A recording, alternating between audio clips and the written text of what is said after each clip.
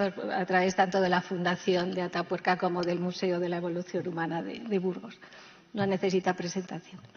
Pues gracias por la oportunidad y me disculpo por el retraso. Y la verdad es que pensaba hablar de un tema, pero como me toca hablar al final, creo que es mejor que trate otro tema. Y pensaba hablar de Atapuerca, pero ahora de lo que me apetece hablar es de Trump y de Putin. Y es de lo que voy a hablar, pero no como si estuviéramos en la gala de los Goya, sino desde la ciencia. Porque de algo nos tiene que servir la historia, ¿no?, para analizar el presente y para construir el futuro. Si no fuera así, la historia no dejaría de ser, pues eso, una colección de anécdotas o de curiosidades, un lujo cultural, si queréis, y caeríamos en aquello que decía el poeta Gabriel Celaya, ¿no?, cuando maldecía la poesía como concebida como un lujo, ¿no? Entonces, no, yo también maldigo la historia concebida como un lujo. La historia da lecciones. Y da lecciones porque, aunque no podemos hablar científicamente o como científicos de que la historia tiene leyes, como las leyes de la física, sí que podemos decir que hay regularidades o patrones, de manera que de la historia podemos aprender mucho y nos puede resultar muy útil. Porque el principal mensaje de la historia, que la historia nos envía, es el de la continuidad. Y eso es lo que la hace útil.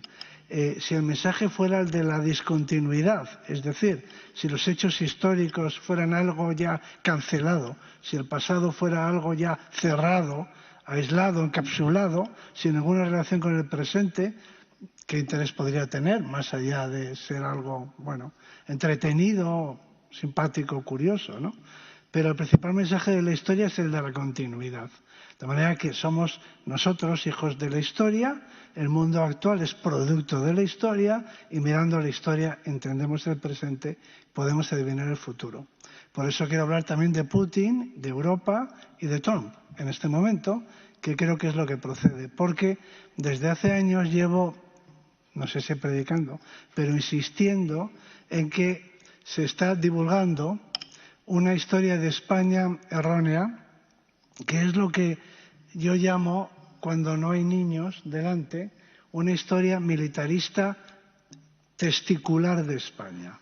Es decir, que hemos sido una gran nación porque, y ahora voy a utilizar un eufemismo, nuestros antepasados estaban muy motivados. Y eso era lo que hacía que pudieran derrotar a sus enemigos y pudieran explorar los mares y descubrir nuevas tierras, porque tenían mucha motivación. Bueno, por supuesto, esta visión no solo es errónea de la historia, sino que es peligrosa a la hora de construir el futuro. Porque la realidad es que exploramos el mundo y construimos un imperio, una cultura universal, porque teníamos grandes marinos con una excelente formación científica, porque teníamos excelentes constructores navales, de hecho los mejores, porque teníamos grandes cirujanos que viajaban a bordo, teníamos por supuesto grandes cartógrafos que levantaban mapas de todo el planeta y teníamos una industria militar con una tecnología avanzadísima y eso fue lo que nos permitió mantener, bueno, pues un territorio muy amplio y universal, es decir, un territorio en el que no se ponía el sol. Pero no fue por la motivación, fue por la ciencia y la tecnología. Y la receta para ser una potencia, para ser grande, como dice alguien ahora, está ahí, está en la ciencia y en la tecnología, está en la innovación. Solemos decir los científicos una frase cuando nos dirigimos a los responsables políticos que dice así: si crees que el conocimiento es caro, prueba con la ignorancia. Eso es bastante más caro. Y así pudimos mantener, pues eso, una cultura, una civilización española que duró desde el Renacimiento, justamente el que se conmemora ahora, el de la Escuela de Salamanca, desde el siglo XVI hasta más o menos la Ilustración. Durante todo ese tiempo, con momentos mejores y momentos peores, pudimos mantener llámalo imperio o llámalo si quieres, una cultura española en todo el mundo. Y qué curioso ese desarrollo tecnológico que empieza, podríamos poner como figura con la que empezamos este desarrollo científico, podría ser un extranjero no muy extranjero, pero extranjero, Andrea Vesalio, un médico que revolucionó los sabores de la anatomía humana, que de hecho descubrió el cuerpo humano. Se puede decir que Andrea Vesalio es el descubridor del cuerpo humano, que tuvo discípulos en España muy importantes, como uno de Palencia que conmemorábamos el año pasado, y que fue Juan Valverde Amusco, del que hicimos una exposición en el Museo de la Evolución Humana de Burgos. O sea que al final siempre vuelvo a Burgos, pero en este caso ¿qué sentido?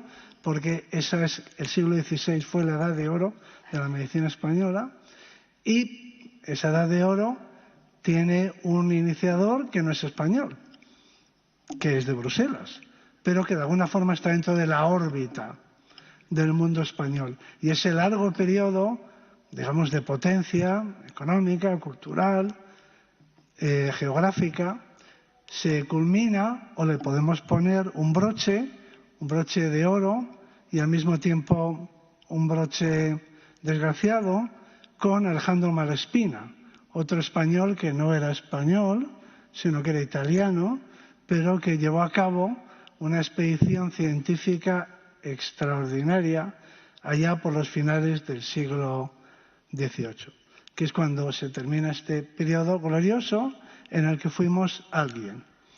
Y la consecuencia de todo esto, la moraleja, es que las cosas no ocurren porque haya un pueblo muy motivado, sino porque hay un país que apuesta por la innovación, por la tecnología y por la atracción de talento.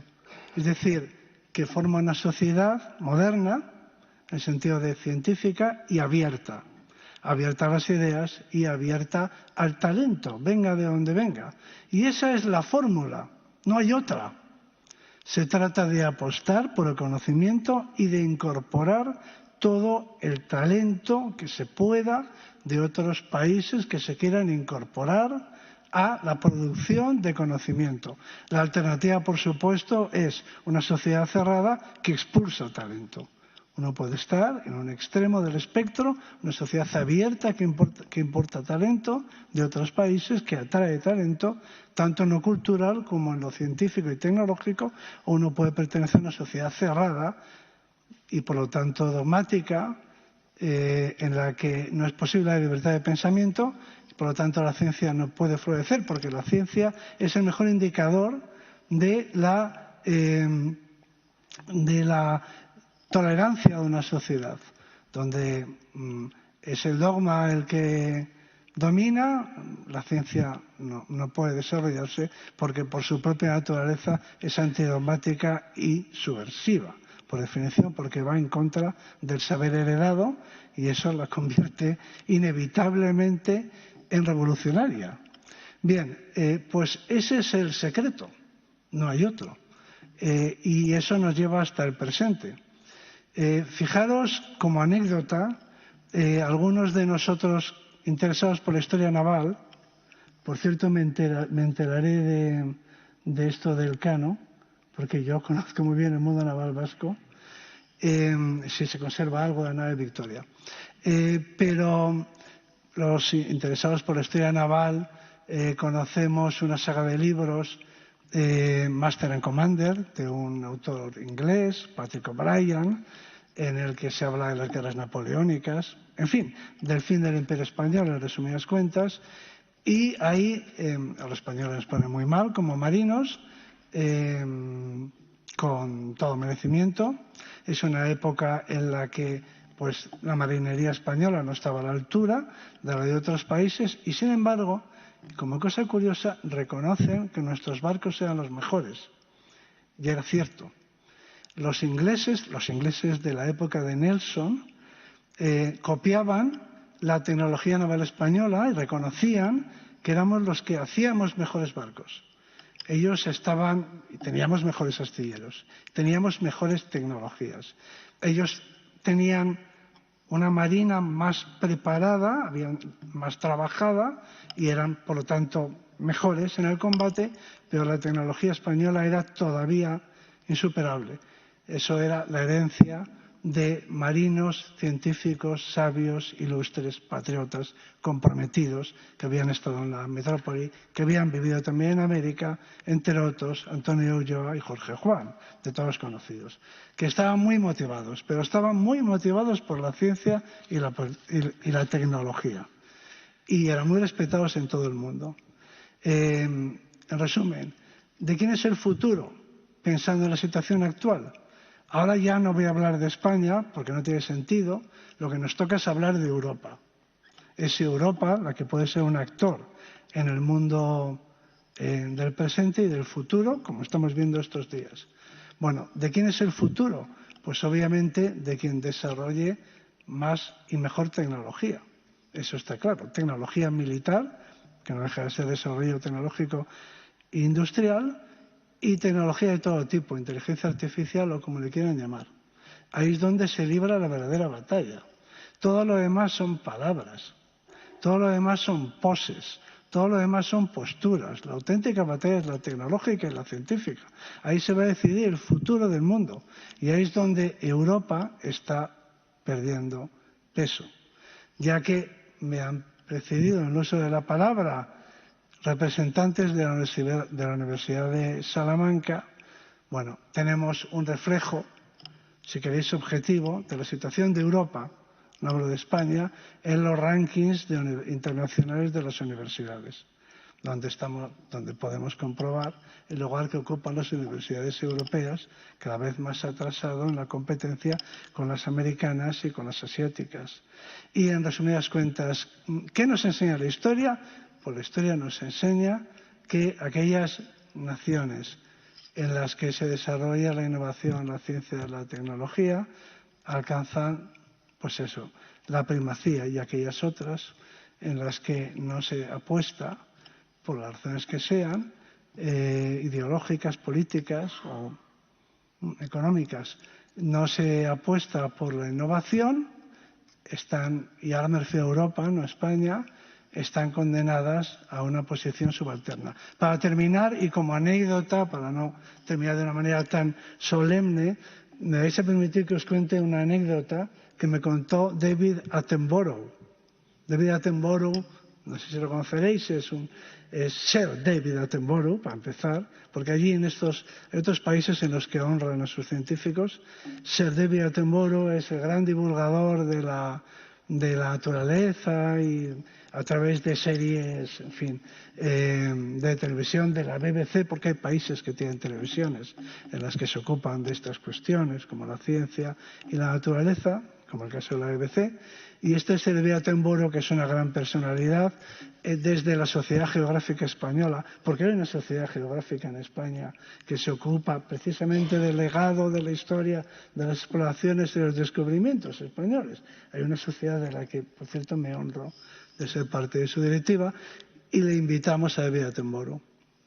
Yo no estuve en las negociaciones, dijo que era muy mayor, cierto, que no, en fin, que le había recomendado a su médico pues que no viajara, ¿verdad? Y que declinaba, en fin, agradecía el honor, pero declinaba, en fin, el premio. Y entonces se le explicó, según me han comentado a mí, por parte de la presidencia, que es que el premio lo entregaba el rey de España. Y Sir David Attenborough dijo, entonces voy. Es decir, que las monarquías también tienen su función, ¿no?, en este futuro del que estamos hablando. Y ya termino. Un minuto. Y entonces nos contó la siguiente anécdota.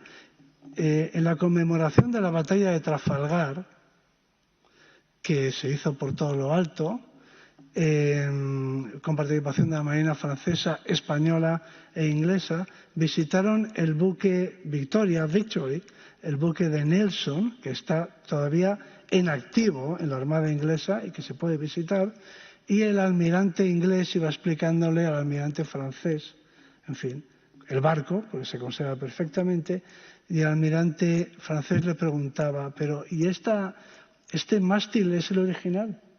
Y el almirante inglés le dijo, sí, por supuesto, es el original. Y así fueron viendo todo el buque. Finalmente bajaron a los puentes, donde estaban las baterías. El almirante francés preguntó, ¿estos cañones son los originales? Y el almirante inglés le dijo, sí, por supuesto, son los originales. Junto a los cañones estaban los proyectiles, las balas. Y el almirante francés le preguntó, ¿y estas balas son las originales? Y el almirante inglés le contestó, no, esas las tienen ustedes. En los cementerios. Entonces, eso es lo que nos tiene que hacer pensar. Pues muchísimas gracias. Sería un placer seguir escuchando.